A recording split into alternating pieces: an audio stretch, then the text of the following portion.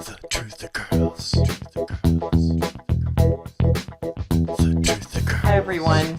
Well, when I was young, I used to love to read the tabloids at the supermarket. You know, the kind with stories about Bat Boy and Bigfoot and aliens meeting with the president. And I'd always ask my parents to buy me a copy, but they'd always refuse. And I figured that my parents just couldn't handle the truth. Actually, there is a lot of weird stuff that goes on. That's true. And the government just doesn't want us to know about it. And one of the areas where this happens a lot is archaeology and anthropology. So I was quite excited when I saw this article, Bigfoot DNA sequenced in upcoming genetics study. So to sum it up for you, there's a Dr. Melba Ketchum leading a team of geneticists and other scientists who've been studying now for 5 years what is purportedly Bigfoot DNA. It has human mitochondrial DNA, and the nuclear DNA is from some other unknown species. So this is like a human plus other hybrid, which is also known as a hominin. So according to this, Bigfoot is real and is part human and is the result of some other species mating with human females, which was what Weekly World News had been telling us all along. So apparently she has all this data from the study and she wants to publish it in a peer-reviewed journal. So I started looking into this and I wanted to know, where did these samples come from? The Sierra Bigfoot kills this guy Justin Smeya, and his driver had apparently accidentally killed a Bigfoot. And they collected what they call a steak. It was like a piece of the flesh. And then they preserved it in salt, which might have screwed it up. But apparently they sent some of this to Dr. Ketchum immediately. And for some reason, though, they didn't take any pictures or bring the body back with them. They left it there. Jeff Meldrum examined alleged Bigfoot flesh from the Sierra kills. Dr. Meldrum also said that he didn't believe that the sample was from a Bigfoot because he said that it had guard hairs. And a Bigfoot can't have guard hairs because it's an ape, and apes don't have guard hairs. How do they know that Bigfoot doesn't have guard hairs? I mean, they don't even know if it exists. They don't know what it is if it does exist. So how can they know if it has guard hairs or not? You know, a lot of really weird, shady stuff goes on in anthropology and archaeology, and it's like anything that falls outside of the accepted paradigm is automatically discarded and discredited. So even if she did find some very solid evidence, chances are that the scientific community would try to debunk it any way they can. Melba Ketchum has a history of failing to deliver DNA results. All it shows is that she had some trouble. Some reports were made to the Better Business Bureau because she hadn't delivered results on samples. One of them, the results were wrong, but that doesn't mean she doesn't know what she's doing. If you go to her own website, you'll see that her company was selected by CNN for Charles Manson relationship test. She's gotten people out of jail, and she won a Rotary Club Business Ethics Award. So she must be doing something right. But here's the reason why I think that it's very possible that these test results are real and that there really is a Sasquatch, and that the government and the scientific community, archaeology, anthropology, will do whatever they can to cover it up. And that has to do with this presentation made by Jim Vieira at a TEDx conference in Shelburne Falls, which you can watch here, entitled Mound Builders and the Giants of Ancient America.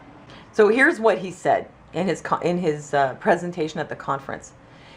What he did really was he just presented a lot of really, really solid evidence. First of all, he's talking about these structures which are dry masonry. I mean, you've heard of these megalithic structures in Europe, whereas he points out over there they're considered national treasures. Over in America, there are a lot of these as well, using huge blocks of stone and dry masonry, so there's no cement in there.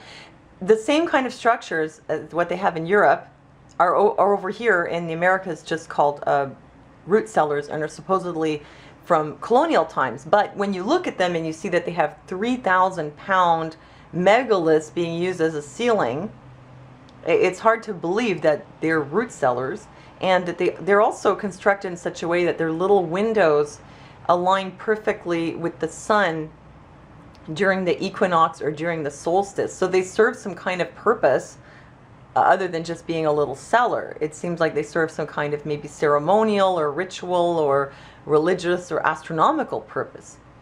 Anyhow, not only are there these burial mounds and other megalithic structures, subterranean structures, such as these so-called root cellars, but there have actually been a lot of skeletons found of creatures that don't fit into what we would define as human, and they don't fit into what we would define as ape. And they were 7 to 11 feet tall, many of them about 8 feet tall. And at one time, this was common knowledge. Apparently, I think he said George Washington even was on an expedition where they uncovered one of these. Abraham Lincoln referred to them while at Niagara Falls. He referred to these giant ancestors of the Native Americans. And many times there were articles published in newspapers talking about these giants. And one really unusual feature that they had that was found repeatedly on these skeletons were double rows of teeth. So they were a distinct species that had this particular feature. And this was talked about widely. Like I said, it was in a lot of newspapers. There were photographs of it. In one case, a skeleton of one of these was even on display for a long time. And it's also in a lot in the town hall records. So it's kind of common knowledge. And what happened was these skeletons were sent to the Smithsonian. And some of them disintegrated because they weren't actually mummified. And so they just kind of crumbled. But the rest that were sent to the Smithsonian were somehow mysteriously lost. Now, I don't think that they were lost. I think the Smithsonian is trying to cover something up. But with this, all this great evidence that Vieira presents, you can see that there were other types, other species living in North America in the past. There's so many skeletons. And so why not a Sasquatch? You know, we could have Sasquatch now. And it could be living in the woods somewhere. And it's possible that the government even knows about it and they just don't want us to know about it. But I think we should keep an open mind. Dr. Ketchum is actually calling for the Sasquatch to be recognized as another Aboriginal people. Like they should have status. I don't know if that's going to happen. But I'm very interested to see where this goes. And I have a feeling, though, that they're going to try to just keep debunking her. But there's so much that they don't tell you about our history and our origins and all the different species that could have been here and maybe still are here. And maybe some of this has to do with genetic manipulation. You know, Anunnaki, stone circles, slave races, master races, experiments. I mean, who really knows, right? But, you know, why not? I mean, they had Neanderthals in Europe and they had all kinds of other species. So why couldn't there still be another one now? It's very possible. So, you know, keep an eye out for more information. And let me know what you think. Do you believe in the Sasquatch? I don't like to say do you believe in because it makes it sound like he's Santa Claus. But obviously he's not coming down the chimney with gifts. But do you believe that there is such a thing as a Sasquatch, possibly? Leave me your comments. And also, if you like this video, give it a thumbs up. And even if you don't like this video but you like my haircut, you can also give it a thumbs up. And thanks for listening to me, and I'll see you next time. Truth the girls.